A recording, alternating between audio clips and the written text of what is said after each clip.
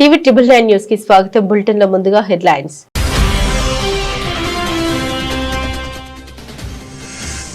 రాష్ట్రపతి భవన్ లో గ్రంథ కుటీర్ను ప్రారంభించిన రాష్ట్రపతి ద్రౌపది ముర్ము. భారతదేశంలోని 11 శాస్త్రీయ భాషల్లో సుమారు 2300 పుస్తకాల సేకరణ.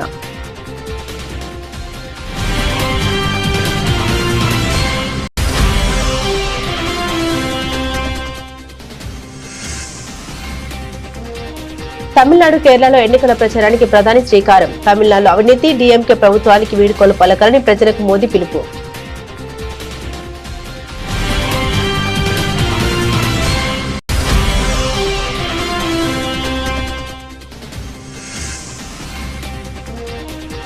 పద్దెనిమిదవ రోజ్గార్ మేళాలో నియామక లేఖల్ని విడుదల చేసిన ప్రధాని మోదీ కొత్తగా నియమితులైన వారు మార్పుకు ప్రతినిధులుగా మారాలని సూచన.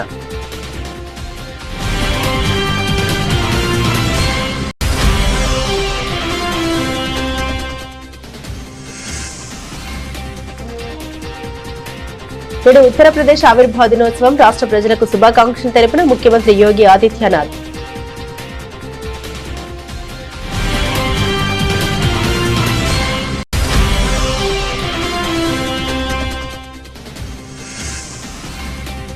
రాధాకృష్ణపై మరోసారి మండిపడ్డ డిప్యూటీ సీఎం భట్టి. తొలి పలుకుల వెనుక ఏ దోపిడీదారులు, ఏ రాబందులు దాగి ఉన్నారో అంటూ విమర్శలు.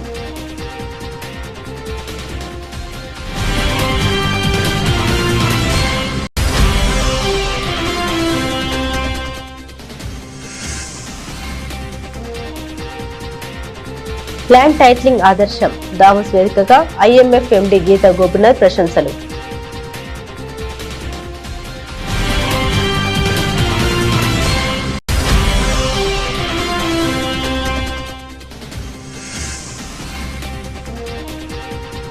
బీజేపీకి మున్సిపల్ ఎన్నికల్లో రాష్ట్ర వ్యాప్తంగా మంచి ఫలితాలు వస్తాయి ధీమా వ్యక్తం చేసిన ఎంపీ ధర్మపురి అరవింద్.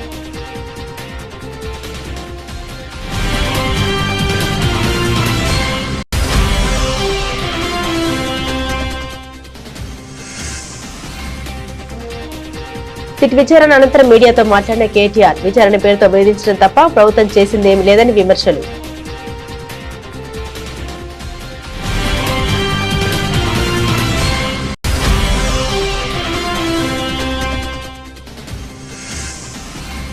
చంద్రబాబు చేపట్టిన భూ సర్వే ఓ దిక్కుమాలిన సర్వే అంటూ పేర్ని నాని ధ్వజం. కూటమి ప్రభుత్వం ఒక కొత్త పాస్బుక్ అయినా ఇచ్చిందా అని ప్రశ్న.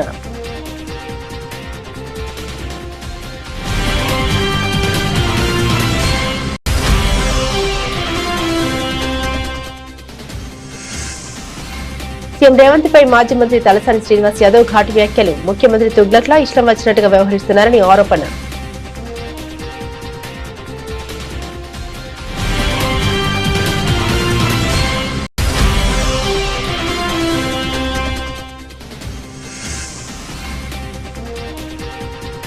బళ్ళారిలో టెన్షన్. గాలి జనార్దన్ రెడ్డి భవనానికి నిప్పు. కాంగ్రెస్ ఎమ్మెల్యే వర్గీల పనేనని సోదరుడి ఆరోపణ.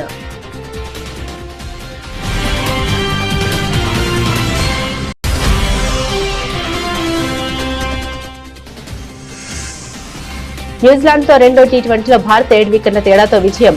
209 పరుగుల భారీ లక్ష్యాన్ని 15.2 ఓవర్లలోనే ఛేదించిన టీమిండియా.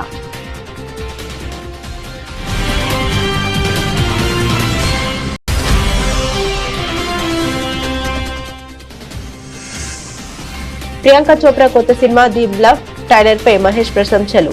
ప్రియాంకను రాజీ పడని దృఢమైన నటిగా అభివర్ణించిన సూపర్ స్టార్.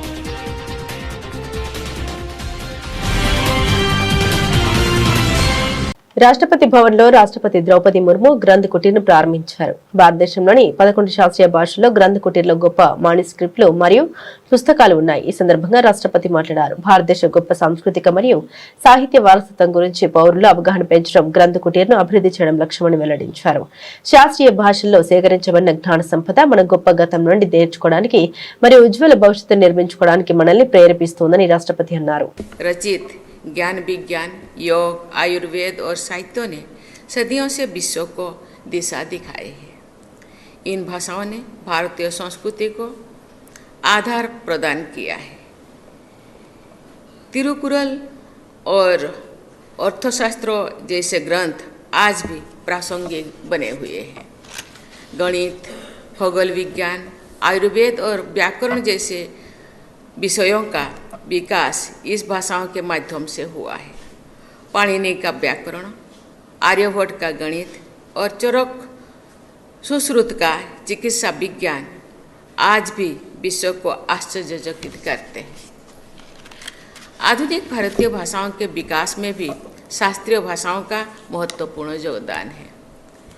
इस प्रकार शास्त्रीय भाषाओं के माध्यम से भारत जैसे प्राचीन और विविधतापूर्ण देश में हमारी अखिल भारतीय सांस्कृतिक चेतना प्रभावित होती है। इस भाषाओं के योगदान को सम्मान देने और इनके संरक्षण तथा संवर्धन को बढ़ावा देने के लिए इनको शास्त्रीय भाषा का विशिष्ट स्थान प्रदान किया गया है। इससे इन भाषाओं में अध्ययन को बढ़ावा मिल रहा है। शास्त्रीय भाषाओं में संचित ज्ञान का भंडार हमें अपने समृद्ध अतीत से सीख लेकर उज्जवल भविष्य के निर्माण के लिए प्रेरित करता है। विरासत और विकास के इस समन्वय का हमारा मूल मंत्र भी शास्त्रीय भाषाओं के महत्व को रेखांकित करता है। सभी कर्तव्यनिष्ठ लोगों की जिम्मेदारी है कि हमारे भाषाओं की विरासत का संरक्षण और संवर्धन करें। मेरा मानना है कि विश्वविद्यालय में शास्त्रीय भाषाओं के अध्ययन को बढ़ावा देना, युवाओं को कम से कम एक शास्त्रीय भाषा सीखने के लिए प्रेरित करना और पुस्तकालयों में इन भाषाओं में अधिक से अधिक पुस्तकें उपलब्ध कराना इन भाषाओं के संरक्षण और संवर्धन की दिशा में महत्वपूर्ण सिद्ध हो सकता है। దక్షిణాదిని ఇంతవరకు బీజేపీని ఆదరించని తమిళనాడు, కేరళలో ప్రధాని మోదీ అసెంబ్లీ ఎన్నికల ప్రచారాన్ని లాంఛనంగా ప్రారంభించారు. పాలక పార్టీలు కూటములపై విరుచుకుపడ్డారు. ప్రధానంగా తమిళనాడులో డీఎంకే టైం అయిపోయిందన్నారు. అవినీతి డీఎంకే ప్రభుత్వానికి వీడ్కోలు పలకరని రాష్ట్ర ప్రజలు నిర్ణయం చేశారని తెలిపారు. ఇక తమిళనాడు ఎన్డీఏతోనే ఉంటుందని ధీమా వ్యక్తం చేశారు. చెన్నై సమీపంలోని మధురాంతకలో జరిగిన భారీ బహిరంగ సభలో మోదీ ప్రసంగించారు. డీఎంకే ప్రభుత్వ నిష్క్రమణకు కౌంటర్ మొదలైంది. ఇది అవినీతి మాఫియా, నేరాల కరప్షన్ మాఫియా, క్రైమ్ సీఎంసీ సర్కార్ అది ఒక కుటుంబాన్ని మాత్రమే సేవిస్తుంది. ఈ పాటలో ఎదగాలంటే వారసత్వం, అవినీతి, మహిళలపై అసభ్య వ్యాఖ్యలు, భారత సంస్కృతిని తూలనాడడం ఇవి మార్గాలని ధ్వజమెత్తారు. आज तमिलनाडु में एक ऐसी सरकार है जिसे डेमोक्रेसी यार अकाउंटेबिलिटी से कोई लेना देना ही नहीं है। डीएमके सरकार सिर्फ एक परिवार की जी हजूरी में ही लगी हुई है।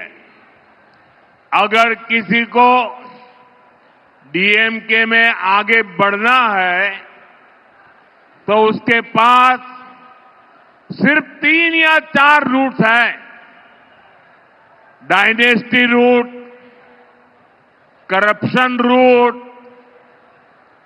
Abuse women root, abuse our culture root.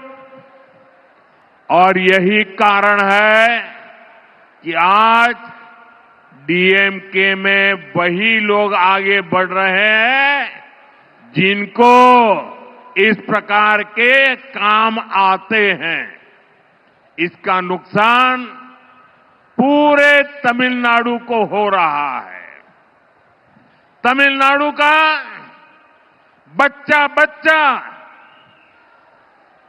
जानता है कि कहां कहां कितना करप्शन हो रहा है और करप्शन की ये कमाई किसकी जेब में जा रही है।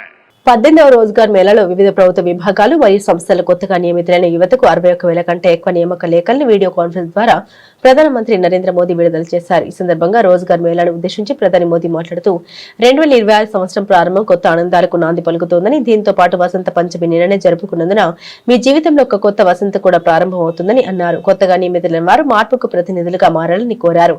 ప్రభుత్వంతో వ్యవహరించేటప్పుడు వారు ఎదుర్కొన్న ప్రతి కష్టం లేదా లోపాన్ని వారితోనే ముగించాలని అన్నారు. हेल्थ केयर इकोसिस्टम को और सशक्त करेंगे।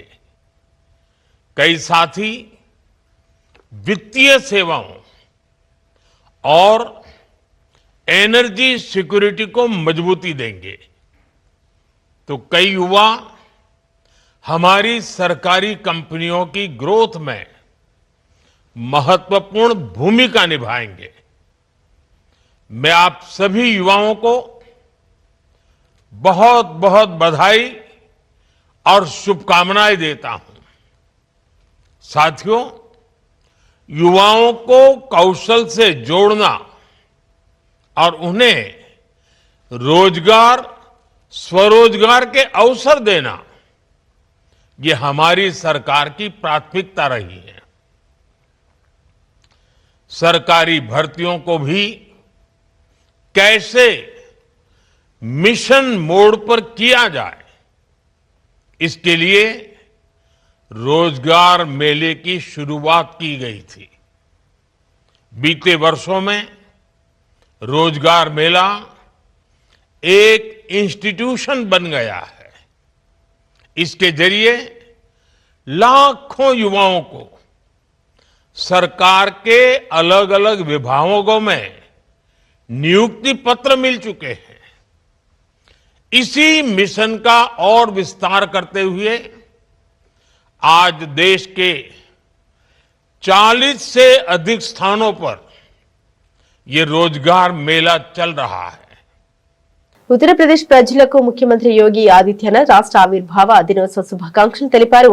ఈ సందర్భంగా రాష్ట్ర ప్రజలను ఉద్దేశించి మాట్లాడారు। అపరిమిత సామర్థ్యం ఉన్న రాష్ట్రం నేడు పోరాట సంఖ్యలను మరియు విధానపరమైన ఉదాసీనతను బద్దలు కొట్టి అనారోగ్య రాష్ట్రం నుండి భారతదేశ అభివృద్ధికి వృద్ధి చోదక శక్తిగా రూపాంతరం చెందిందని తెలిపారు। మీరు విదేశాల్లో నివసిస్తున్నప్పుడు మీ కృషి, ప్రతిభ మరియు విలువల ద్వారా ప్రపంచ వేదికపై ఉత్తరప్రదేశ్ మరియు భారతదేశం యొక్క ప్రతిష్టను పెంచారని ఎన్ఆర్ఐలను అభినందించారు।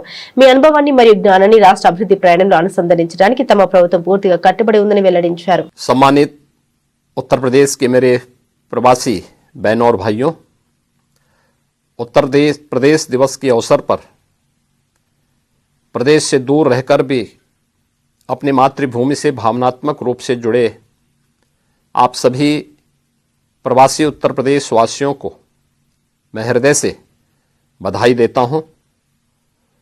9 क्लाइमेटिक जोन से आच्छादित हमारा प्रदेश असीम संभावनाओं और अवसरों से भरा हुआ है। उत्तर प्रदेश भारत की संस्कृति, साहित्य, संगीत, कला और आध्यात्मिक चेतना का केंद्र बिंदु रहा है। अयोध्या की मर्यादा, काशी की शाश्वत चेतना, ब्रजधाम की भक्ति और प्रयागराज की समरसता ने युगों युगों से भारत की सांस्कृतिक चेतना को एक नई दिशा और ऊर्जा प्रदान की है। सांस्कृतिक और आध्यात्मिक विरासत को संजोए हुए अमृत काल में हमारा प्रदेश समावेशी विकास के संकल्प को धरातल पर साकार कर रहा है। एक समय बीमारू कहे जाने वाले उत्तर प्रदेश आज आदरणीय प्रधानमंत्री जी के मार्गदर्शन और निर्णायक नेतृत्व में स्पष्ट नीति और सुशासन के बल पर भारत के विकास का ग्रोथ इंजन बन चुका है। साफ नियत और दृढ़ इच्छा शक्ति ने प्रदेश को बॉटलनेक से ब्रेक थ्रू, रेवेन्यू डेफिसिट से रेवेन्यू सरप्लस, उपद्रव से उत्सव प्रदेश के रूप में स्थापित किया है। ఏబిఎన్ రాధాకృష్ణపై డిప్యూటీ సీఎం భట్టి విక్రమార్క మరోసారి మండిపడ్డారు। పెట్టుబడులు, కట్టుకథల విషపు రాతలతో తొలిపాలకు అనే పేరుతో రాధాకృష్ణ దేపిన తెరతో ఈ కథనాలు అన్ని మొదలయ్యాయని అసహనం వ్యక్తం చేశారు। రాధాకృష్ణ రాసిన కట్టుకథ వెనుక ఎవరు ఉన్నారు, ఎవరు రాయించారు, ఏ రాజకీయ ఉద్దేశాలు ఉన్నాయనేది సాయంత్రం చెప్తానంటూ భట్టి విక్రమార్క తెలిపారు। ఏ దోపిడీదారులు, ఏ రాబందులు దాగి ఉన్నారో అంటూ విమర్శించారు। అయితే ఈ పరిణామాల నేపథ్యంలో సింగరేణి బొగ్గు గనుల స్కామ్ పై సిబిఐ ఎంక్వైరీ జరపాలని కేంద్ర మంత్రి కిషన్ రెడ్డిని ఉప ముఖ్యమంత్రి భట్టి విక్రమార్క కోరారు। ఏ రాబందులు, ఏ గద్దలు, ఏ దోపిడీదారుల ప్రయోజనాల కోసమో ఈ కథనాలన్నీ వస్తున్నట్టుగా కనిపిస్తూ ఉన్నాయి। చిన్నప్పుడు నేను ఎక్కడో వినేవాడిని, ఏ నినాదం వెనక ఎవరి ప్రయోజనాలు దాగున్నాయో అని, ఏ నినాదం వెనక ఎవరి ప్రయోజనాలు దాగున్నాయో అని। ఈ తొలి పలుకుల రాతల వెనక ఎవరి ప్రయోజనాలు దాగున్నాయో నాకు తెలియదు, కానీ ఇటువంటి రాతలతో తెలంగాణ సంబంధించినటువంటి అతిపెద్ద ప్రభుత్వ రంగ సంస్థ పైన నిందలు మోపే క్రమంలో ఈ రాష్ట్రానికి, సింగరేణికి నష్టం చేస్తున్నారన్న సంగతి మర్చిపోతూ ఉన్నారు। పెట్టుబడులు కట్టుకథల విషపు రాతల రాధాకృష్ణ గారు లేపినటువంటి తెరతో ఈ కథనాలన్నీ మొదలైనవి. నేను మళ్ళొకసారి చెప్తా ఉన్నాను. పెట్టుబడులు కట్టుకథలు విషపు రాతల రాధాకృష్ణ గారి తొలి పలుకులనే పేరుతో మొదలైనటువంటి కథనాలన్నీ బట్టి విక్రమార్క కొత్తగా క్రియేట్ చేశాడు సైట్ విజిట్. సో ఈ సైట్ విజిట్తోనే అంతా అసలు విషయం అంతా అని వండివారు. నేను అడుగుతా ఉన్నాను, సరే ఆయన ఏదో రాశాడు, ఎవరి ప్రయోజనాల కోసం రాశాడు, ఎవరి కళ్ళల్లో ఆనందం చూడాలని రాశాడో సరే ఆయనకు వదిలేస్తా ఉన్నాను. సరే ఆయన ఆనందం ఆయన ఎత్తుక్కుంటున్నాడు. కిషన్ రెడ్డి గారిని నేను ఇప్పటికి కూడా I welcome his gesture. Examine చేయండి, మీరు చేయాలి. రాష్ట్ర ప్రజలకి దేశానికి కూడా తెలియాలి. కేవలం కొద్దిమంది కొందరు వ్యక్తిగత ప్రయోజనాల కోసం రాష్ట్ర ఆస్తుల్ని ప్రభుత్వాలపై వ్యక్తులపైన అడ్డగోలు ప్రచారం చేస్తూ బతికేసేటువంటి వ్యక్తుల వాస్తవ రూపాలు బయట రావాలి. చేయండి అని చెప్పి it is an autonomous independent 105 years board ఏర్పడి 105 yearsతో నడుస్తున్నటువంటి ఒక అటానమస్ సంస్థ. 105 years నుంచి దాదాపు కొన్ని వేల మందికి ఉద్యోగ అవకాశాలు కల్పిస్తూ ఇటు రాష్ట్రానికి కేంద్రానికి కూడా ఆస్తులను అందించడమే కాకుండా చాలా ట్రాన్స్పరెంట్గా వాళ్ళకు ఒక ప్రొసీజర్ ఉంది. ఆ ప్రొసీజర్ ప్రకారం పోతా ఉన్నాం. ఆ ప్రొసీజర్లో నాకు కానీ మంత్రిమండలి దృష్టికి కానీ లేకపోతే ఇంకోళ్ళ దృష్టికి కానీ వచ్చే అసలు దీంట్లో విషయమే లేదు. ఈ కనీసం విషయ పరిజ్ఞానం కొద్దిగా ఉన్నా, ఇంగిత జ్ఞానం ఉన్నా ఎవరైనా ఇది అర్థమైతే రాయరు. రాష్ట్రంలో గత వైఎస్ జగన్ ప్రభుత్వం చేపట్టిన భూ సంస్కరణకు దావోస్ వేదికగా ముఖ్యమంత్రి చంద్రబాబు నాయుడు పాల్గొన్న సమావేశంలోనే అంతర్జాతీయ స్థాయిలో ప్రశంసలు దక్కాయి. తద్వారా ఎన్నికలకు ముందు ఎల్లో మీడియా చేసిందంతా దుష్ప్రచారమేనని తేటతెల్లమైంది. జగన్ పై కక్షతో చంద్రబాబు విపరీతంగా దుష్ప్రచారం చేసి అధికారంలోకి రాగానే ల్యాండ్ టైటిలింగ్ చట్టాన్ని రద్దు చేయడం తెలిసిందే. అయితే ల్యాండ్ టైటిలింగ్ అన్నది ఆదర్శనీయమైన దీనిపై అన్ని రాష్ట్రాలు దృష్టి సారించాలని IMF international monetary fund MD Gita Gopinath కుండబద్దలు కొట్టినట్లు తెలిపారు. ఇటీవల జరిగిన దావోస్ సదస్సులో భారత ఆర్థిక వ్యవస్థపై ఆమె కేంద్ర మంత్రి అశ్విని వైష్ణవ్ ఇతర ప్రముఖులతో కలిసి ఒక చర్చాగోష్ఠిలో మాట్లాడారు.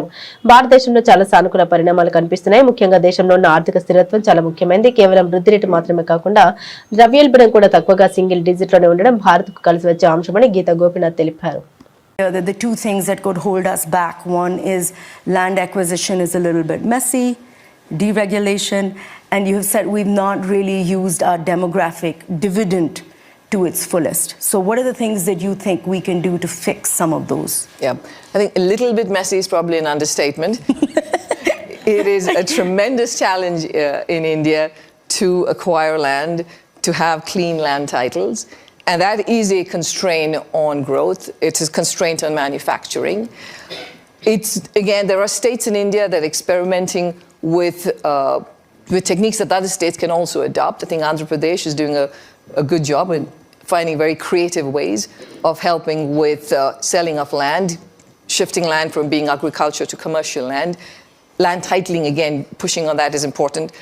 Judicial reforms, I think, are absolutely critical. That is a very important bottleneck for growth in India, and it's been there. I think people have seen it as a long-standing challenge, but we're not seeing many changes in that front. రానున్న municipal ఎన్నికల్లో BJP ప్రభంజనం సృష్టిస్తోందని Nizamabad MP ధర్మపు Arvind ధీమా వ్యక్తం చేశారు. ఈ విషయమై ఆయన మీడియాతో మాట్లాడారు. బీజేపీకి మున్సిపల్ ఎన్నికల్లో రాష్ట్ర వ్యాప్తంగా మంచి ఫలితాలు వస్తాయని ఆశాభావం వ్యక్తపరిచారు. మనం గెలుస్తున్నాం కూడా అని అభిప్రాయపడ్డారు. మరోవైపు సీఎం రేవంత్ పై కీలక వ్యాఖ్యలు చేశారు. కాంగ్రెస్ నాయకులే కాదు, కాంగ్రెస్ ప్రభుత్వ ముఖ్యమంత్రిది ఏ పార్టీ అనేది కూడా అర్థమవడం లేదని విమర్శించారు. ఇక బీఆర్ఎస్ ఎక్కడా కనపడట్లేదని, వాళ్ళ క్యాండిడేట్లు కూడా తిరిగి గతి లేరని అన్నారు. భారతీయ జనతా పార్టీకి ఒక మంచి అవకాశం, అది నా నియోజకవర్గమే కాదు, రాష్ట్ర వ్యాప్తంగా కూడా మంచి అవకాశం. వాళ్ళకి అభ్యర్థులు దొరకలేరు. 4 రోజులైతే నాయకులు కూడా దొరకరు, అందరు జైళ్ళలో ఉంటారు. అది రేవంత్ రెడ్డి నియత్ చక్కగా ఉంటే. కాబట్టి ఇటువంటి అవకాశాన్ని మన నియోజకవర్గంలోనైతే మనం ఎట్టి పరిస్థితుల్లో చేజారేసుకోవద్దు. దానికి తగ్గట్టు స్ట్రాటజీ, వ్యవహారము అన్నీ ఏ రకంగా ఉండాలన్నది మేము మాట్లాడడం జరిగింది. ఏమైనా ఉంటే మీరు అడగండి. చెప్తే కదా ఇప్పుడే ఎట్లా వెళ్ళిపోయింది. ఇక ఇక్కడైతే మనకి టీఆర్ఎస్ ఎక్కడ కనబడతలేదు, ఇందూరు జిల్లాలో కనబడతలేదు. ఈడ కూడా నాకున్న 2 నియోజకవర్గాలలో కూడా టీఆర్ఎస్ టికెట్ అడిగేట వాళ్ళు కూడా చాలా తక్కువ మంది ఉన్నారు. అది good opportunity for BJP to strengthen further. చూడండి, ఫోన్ ట్యాపింగ్ చేసిండ్రా అంటే చేసిండ్రు. దానికి అనేక రుజువులు ఉన్నాయి. వాళ్ళని అరెస్ట్ చేస్తారా లేదా అన్నది రేవంత్ నియతి మీద ఉంటుంది. రేవంత్ ప్యాకేజీలకి అమ్ముడు పోతాడా లేకపోతే నిజాయితీగా పనిచేస్తాడా దాని మీద ఉంటుంది. అంతే కదండి. ఇప్పుడు డైరెక్ట్గా మేము ఇంటర్ఫియర్ కాలేము, సెంటర్ ఇంటర్ఫియర్ కాలేదు డైరెక్ట్గా. రాష్ట్ర ప్రభుత్వం నియతి మంచిగుంటే రాస్తుంది, నియతి మంచి లేకపోతే 2 ఏళ్ల తర్వాత రాస్తుంది. ఏది ఇది కాళేశ్వరం అప్పచెప్పినట్టు. సో అది ఇంకోటి, ఆ కేటీఆర్ ఏదో ఇంతకుముందు మాట్లాడినట్టున్నాడు పోయే ముందర, అసహనమా? ఓ దేనికి? వ్యక్తిత్వ అంటే క్యారెక్టర్ అసాసినేషనా? అరే చెర్సీకు క్యా క్యారెక్టర్ భయ్. చెర్సీ అంటే తెలుసా? చెర్సీకా క్యా క్యారెక్టర్? డ్రగ్స్ తీసుకున్నటువంటి ఏం క్యారెక్టర్యా? సిట్ విచారణ అనంతరం తెలంగాణ భవన్ లో బీఆర్ఎస్ వర్కింగ్ ప్రెసిడెంట్ కేటీఆర్ మీడియాతో మాట్లాడారు. విచారణ పేరుతో వేధించడం తప్ప ప్రభుత్వం చేసేదేమీ లేదన్నారు. జరగనిది జరిగినట్లు లీకులు ఇస్తూ తప్పుదోవ పట్టిస్తున్నారు. ఎవరితోనో కలిపి నన్ను విచారించినట్టు చేస్తున్న ప్రచారంలో వాస్తవం లేదు. ఈ విచారణలో తారక రామారావు తప్ప మరెవరూ రాలేరని, ఏవో కొన్ని పేర్లు చెప్పి వాళ్ళు తెలుసా వీళ్ళు తెలుసా అని అడిగారని తెలిపారు. హీరోయిన్ల ఫోన్లను ట్యాప్ చేశామన్న ప్రచారం నిజమేనా అని అడగ్గా మీకు ఏనట్లు ఫిర్యాదు చేశారని సిట్ అధికారులను ప్రశ్నించినట్టు తెలిపారు. ఇప్పుడు మా ఫోన్లు ట్యాప్ కావడం లేదా అని అడిగితే సిట్ అధికారులు నీళ్లు నమ్మలేరని పేర్కొన్నారు. ఉద్దేశపూర్వక లీకుల్లోని వాస్తవాలు తెలుసుకోకుండా మీడియా ప్రచారం చేయదని విజ్ఞప్తి చేశారు. న్యాయం ధర్మం అందరికీ ఒకేలా ఉండాలని సీఎం రేవంత్ రెడ్డి తన మంత్రులు సన్నిహితుల దోపిడీపై సిట్ వేయాలని కేటీఆర్ డిమాండ్ చేశారు. 2 ఏళ్లుగా తమ అసమర్థ పరిపాలన వైఫల్యాల నుండి ప్రజల దృష్టి మరల్చడానికి ఒకటి తర్వాత ఒకటి ఏవైతే కొన్ని కాలక్షేప కథా చిత్రాలు నడుపుతూ ఉన్నారో, ఆ కాలక్షేప కథా చిత్రాల్లో భాగంగా, పరంపరలో భాగంగా ఇవాళ నాకు కూడా ఏదో నోటీసులు ఇచ్చి టెలిఫోన్ ట్యాపింగ్ మీద ఏదో విచారణ చేస్తామని చెప్పి పోలీస్ శాఖ వాళ్ళు పిలవడం జరిగింది. ఆ విచారణకు పూర్తిగా సహకరించి దాదాపు 7-7.5 గంటలు వారు అడిగిన అన్ని ప్రశ్నలకు కూడా సమాధానం చెప్పి నేను మీ దగ్గరికి వస్తూ ఉన్నాను. మొట్టమొదటి మాట ఏమంటే నేను వారిని సూటిగా అడిగాను. గత 2 సంవత్సరాలుగా మీరు ఈ విచారణ కొనసాగిస్తూ ఉన్నారు. ఈ 2 సంవత్సరాలలో లీకుల మీద లీకులు, ముఖ్యంగా మా పార్టీ లీడర్ల వ్యక్తిత్వ హననం చేసే విధంగా, క్యారెక్టర్ అసాసినేషన్ చేసే విధంగా మీరు ఏదైతే వ్యవహారం చేస్తున్నారో దీనికి బాధ్యులు ఎవరో అని అడిగిన వారు మాకు సంబంధం లేదండి, మీడియా ఏం రాస్తే మాకేం సంబంధం అని చేతులు దులుపుకునే ప్రయత్నం చేసినారు. వారు నేను సూటిగా అడిగాను, మీరు గత 2 సంవత్సరాలుగా మీరు ప్రతిసారి విచారణ పేరిట లేకపోతే ఏదో ఒక లీక్ ఇవ్వడము, లేదా విచారణకు పిలవకపోయినా ఏదో జరిగింది అంటూ మీరు లీక్ ఇవ్వడం, తెల్లారి హెడ్లైన్ కావడం, దానివల్ల ప్రజలు మరి నిజం అనుకొని భ్రమించే కొన్ని పరిస్థితులు వచ్చినాయి. ఇది మంచిది కాదు అని చెప్పిన వారిని సూటిగా అడిగిన నేను. మీరు అంటా ఉన్నారు, పేపర్లు రాస్తా ఉన్నాయి. చంద్రబాబు చేపట్టిన భూ సర్వే దిక్కుమాలిన సర్వే అంటూ వైసీపీ నేత మాజీ మంత్రి పేర్ని నాని తీవ్ర వ్యాఖ్యలు చేశారు. కూటమి ప్రభుత్వం 2 ఏళ్ల పాలనలో రైతులకు ఏ ఒక్క సమస్యనైనా పరిష్కరించిందని ప్రశ్నించారు. జగన్ హయాంలో చేపట్టిన సమగ్ర భూ సర్వేనే ఇప్పుడు చంద్రబాబు అనుసరిస్తున్నారని అన్నారు. తాడేపల్లిలో మీడియాతో మాట్లాడిన పేర్ని నాని జగన్ హయాంలో ఇచ్చిన పాస్ బుక్లపై మంత్రి అనగాని పచ్చి అబద్దాలు చెబుతున్నారని మండిపడ్డారు. కూటమి ప్రభుత్వం వచ్చాక సర్వే చేసి ఒక్క కొత్త పాస్ బుక్ అయినా ఇచ్చిందని ప్రశ్నించారు. జగన్ హయాంలో ఇచ్చిన పాస్ బుక్లను తీసుకుని కేవలం అందులో ఉన్న జగన్ ఫోటోను తీసేయడమే తప్ప ప్రభుత్వం చేసింది ఏమీ లేదని ఎద్దేవా చేశారు. రెవెన్యూ మంత్రికి రెవెన్యూ వ్యవస్థపై కనీస అవగాహన ఉందా అని నిలదీశారు. వాస్తవంగా పాస్ పుస్తకాలు పూర్వం ఇట్లా ఉండేవి. దాంట్లో ఏముంటది? ఫోటో, ఖాతా నెంబరు, ఈ రకమైనటువంటి ఊరికే దాంట్లో ఎంత విస్తీర్ణం, సర్వే నెంబర్ ఎంత, అది మెట్టా మాగాణా, విస్తీర్ణం ఎంత, అలాగే దానికి పన్ను సెస్లు ఎంత, డబ్బులు ఎంత, అది సొంతమా లేకపోతే అసైన్మెంటా, ఆ వివరం తహసీల్దార్ సంతకం ఇలా ఉండే. ఇది పాస్ పుస్తకం పాతది. జగన్ గారు వచ్చిన తర్వాత వీళ్ళు చెప్తున్నారు కదా, జగన్ గారు బొమ్మ వేసుకున్నాడని. ఈ బొమ్మ వేసుకున్న పాస్ పుస్తకం ఇది. అట్ట చూపించలా అన్నాడు. అట్టని మొన్న చూపించా, మళ్ళీ ఇవాళ కూడా చూపిస్తున్నా. ఇదిగో జగన్ గారు ఇచ్చినటువంటి, జగన్మోహన్ రెడ్డి గారి ప్రభుత్వం ఇచ్చినటువంటి పాస్ పుస్తకం అట్ట. ఇదిగో సరిపోయిందా? చూసుకున్నారా? పైన రాజముద్ర ఉంది, జగన్ గారి బొమ్మ ఉంది. వైఎస్ఆర్ జగనన్న శాశ్వత భూ హక్కు మరియు భూరక్ష పథకం. ఆంధ్రప్రదేశ్ ప్రభుత్వం రెవెన్యూ శాఖ, దాంట్లో రైతు ఫోటో, వివరాల కోసం క్యూఆర్ కోడ్. జగన్మోహన్ రెడ్డి గారి పుస్తకంలో ఏముంది? ఏమి లేవు, ఊరికే జగన్ బొమ్మ ఉంది. మా దగ్గర చాలా ఉన్నాయని చెప్పాడు. ఇది వాళ్ళు ఇచ్చిన పుస్తకం, దాన్ని కూడా చూపిస్తాను. ఓపెన్ అవ్వట్లేదని చెప్పావుగా, ఓపెన్ అయిందిగా. సరే, దాంట్లో ఇంకో క్యూఆర్ కోడ్ ఉంది, ఇది కూడా కొట్టండి. ఈ పేజీ ఏది కాలమ్స్ ఉండి ఉన్నాయి చూసారా? కాలమ్స్ ఉన్నది, కాలమ్స్ ఉన్నదండి.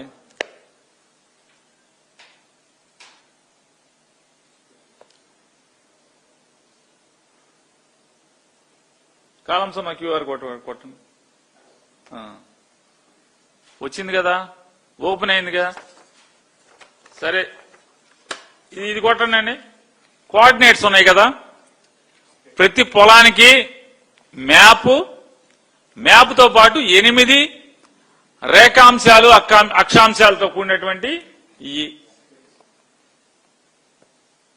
Longitude latitude. నేను రెవెన్యూ శాఖ మంత్రి గారిని అడుగుతున్నాను, ఈ పొలానికి దారి నువ్వు పాస్ పుస్తకంలో పొలానికి దారి చూపిస్తున్నావు కదా, దారి చూపించడానికి గూగుల్ ఎర్త్ కి జియో కోఆర్డినేట్స్ ఎక్కడి మీకు అని అడుగుతున్నాను. సీఎం రేవంత్ తుగ్లక్లా ఇష్టం వచ్చినట్టుగా వ్యవహరిస్తున్నారని బీఆర్ఎస్ నేత మాజీ మంత్రి తలసాని శ్రీనివాస్ యాదవ్ విమర్శించారు. సీఎంకు మంత్రులకు మధ్య సయోధ్య లేదని, మంత్రుల ఫోన్లు కూడా ట్యాప్ చేస్తున్నట్లు చెబుతున్నారని తెలిపారు.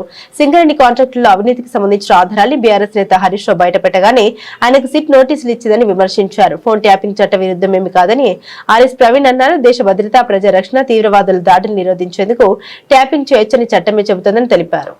ఇటువంటి దరిద్రమైనటువంటి ప్రభుత్వాన్ని నా లైఫ్ లో ఎప్పుడు చూడలే. ప్రభుత్వాలు రావడం, ప్రభుత్వాలు మారడం అనేది సర్వసాధారణం. ప్రజలు మనకు అవకాశం ఇచ్చినప్పుడు ప్రజాస్వామ్యంలో ప్రజల్ని సాటిస్ఫై చేయడానికి, ప్రజల్ని సంతోషపెట్టడానికి రాష్ట్రంలో ఉన్నటువంటి రైతాంగం కావచ్చు, అదే విధంగా నిరుద్యోగ యువకులు కావచ్చు, మహిళలు కావచ్చు, సామాన్య ప్రజానికం కావచ్చు, మనం వాళ్ళకి ఎంత మేలు చేసినాం అనేదే ప్రధానమైనటువంటి. రాజకీయాలలో రాజకీయ పార్టీలు మేనిఫెస్టోలు ఇస్తుంటాయి. ఆ మేనిఫెస్టోలోనే భగవద్గీత అని, ఖురాన్ అని, బైబిల్ అని చాలా సందర్భాలలో అసెంబ్లీలో కూడా చెప్పినటువంటిది పార్టీ మేనిఫెస్టోలో కూడా జరిగేది మనం చూస్తాం.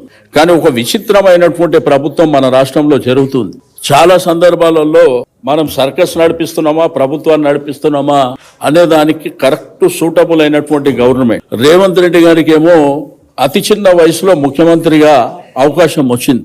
ఆ అవకాశాన్ని సద్వినియోగం చేసుకోవడానికి ప్రజల మన్ననలు పొందాలి. మీరు ఇచ్చినటువంటి హామీలేంది, అవి కరెక్ట్ ఇంప్లిమెంటేషన్ లో ఉన్నాయా లేదా, ప్రజల నుంచి మనం ఆ కార్యక్రమాలు చేసి వాళ్ళ దీవెనలను పొందవలసినటువంటి ప్రభుత్వం రాష్ట్రాన్ని విచ్చలవిడితనం చేసి, ప్రజల దగ్గర డబ్బులు లేకుండా చేసి, రియల్ ఎస్టేట్ వ్యాపారం కుదేలైపోయి, అసలు ఇక్కడ రాష్ట్రంలో ఎవరు మాట్లాడితే వాళ్ళ మీద అక్రమంగా కేసులు పెట్టి వాళ్ళని దౌర్జన్యపూరితంగా హరాస్మెంట్ చేయడం అనేది మొన్నటికి మొన్న చూసినాం. ఎన్టీవీలో జరిగినటువంటి, అంటే ఫోర్త్ స్టేట్ అని పిలువబడేటువంటి పాత్రికేయులకు అక్కడ కర్ణాటక రాజకీయాల సంచలనం చోటు చేసుకుంది. బీజేపీ ఎమ్మెల్యే ప్రముఖ పారిశ్రామికవేత్త గాలి జనార్దన్ రెడ్డికి చెందిన ఓ భవనాన్ని దుండగులు దగ్ధం చేశారు.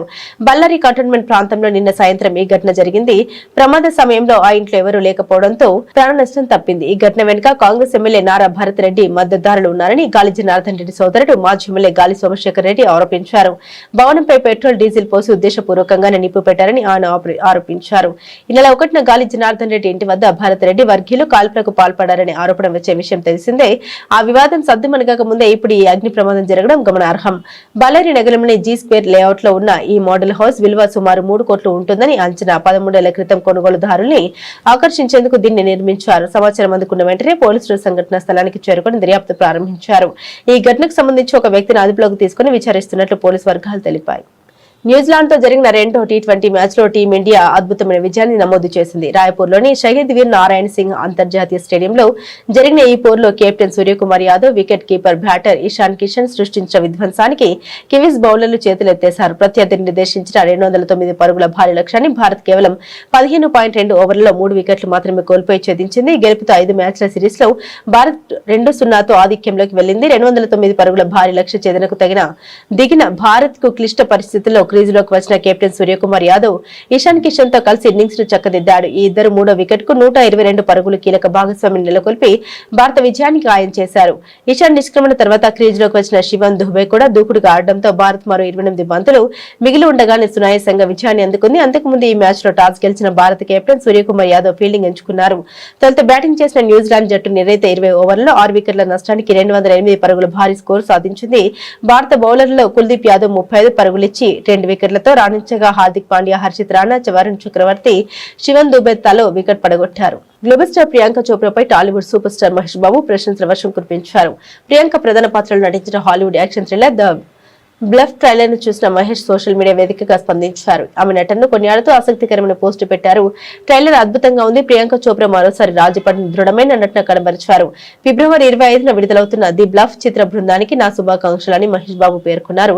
ది బ్లఫ్ చిత్రం 1800ల కాలం నాటి కథతో తెరకెక్కుతుంది. ఇందులో ఎర్సెల్ బోర్డెన్ అనే ఒక మాజీ సముద్రపు దొంగ పాత్రల ప్రియాంక కనిపించనున్నారు. తన బిడ్డను కాపాడుకోవడం కోసం ఎంతకైనా తెగించే తల్లిగా ఆమె నటన ట్రైలర్ లో ఆకట్టుకుంటుంది. ప్రముఖ దర్శకులు రూసో బ్రదర్స్ నిర్మిస్తున్న ఈ సినిమా ఫిబ్రవరి 25న ప్రైమ్ వీడియోలో విడుదల కానుంది.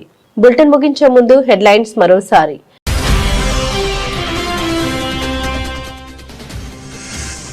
రాష్ట్రపతి భవన్లో గ్రంథ కుటీర్ను ప్రారంభించిన రాష్ట్రపతి ద్రౌపది ముర్ము. భారతదేశంలోని 11 శాస్త్రీయ భాషల్లో సుమారు 2300 పుస్తకాల సేకరణ.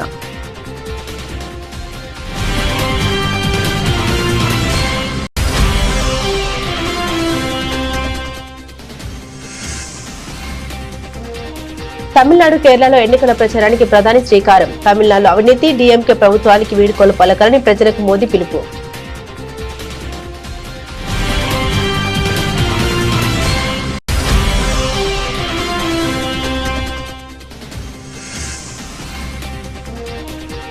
పద్దెనిమిదవ రోజ్గార్ మేళాలో నియామక లేఖల్ని విడుదల చేసిన ప్రధాని మోదీ.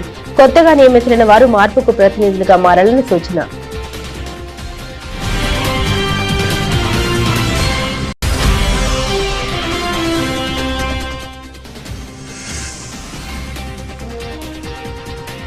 నేడు ఉత్తరప్రదేశ్ ఆవిర్భావ దినోత్సవం. రాష్ట్ర ప్రజలకు శుభాకాంక్షలు తెలిపిన ముఖ్యమంత్రి యోగి ఆదిత్యనాథ్.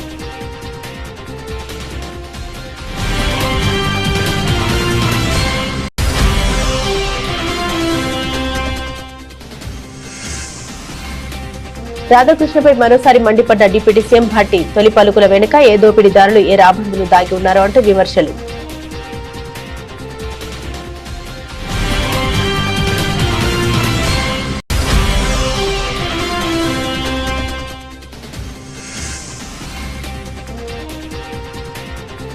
ల్యాండ్ టైటిలింగ్ ఆదర్శం. దావోస్ వేదికగా ఐఎంఎఫ్ ఎండీ గీతా గోపినాథ్ ప్రశంసలు.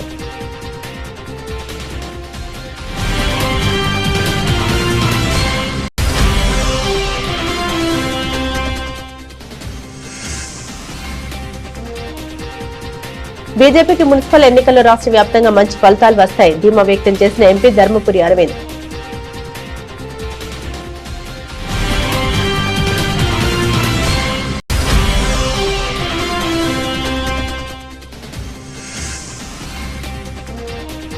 సిట్ విచారణ అనంతరం మీడియాతో మాట్లాడిన కేటీఆర్. విచారణ పేరుతో వేధించడం తప్ప ప్రభుత్వం చేసిందేమీ లేదని విమర్శలు.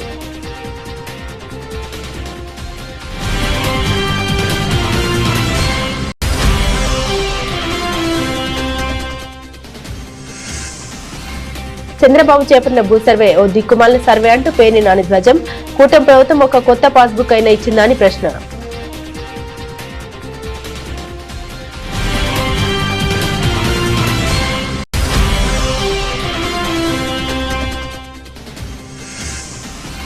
సీఎం రేవంత్ పై మాజీ మంత్రి తలసాని శ్రీనివాస్ యాదవ్ ఘాటు వ్యాఖ్యలు. ముఖ్యమంత్రి తుగ్లక్లా ఇష్టం వచ్చినట్టుగా వ్యవహరిస్తున్నారని ఆరోపణ.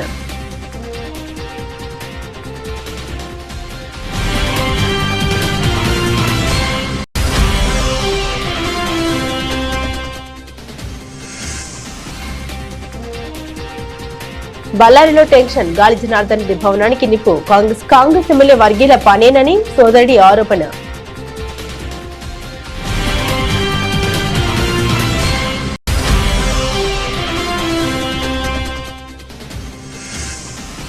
న్యూజిలాండ్తో రెండో టీ20లో భారత్ 7 వికెట్ల తేడాతో విజయం. 209 పరుగుల భారీ లక్ష్యాన్ని 15.2 ఓవర్లలోనే ఛేదించిన టీమిండియా.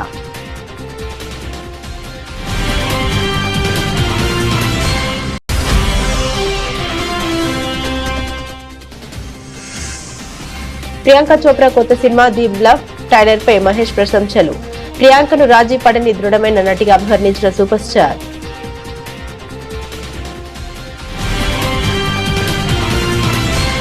ఇవి బులెటిన్లోని విశేషాలు. తిరిగి మరో బులెటిన్తో మళ్ళీ కలుసుకుందాం. అంతవరకు సెలవు. నమస్కారం.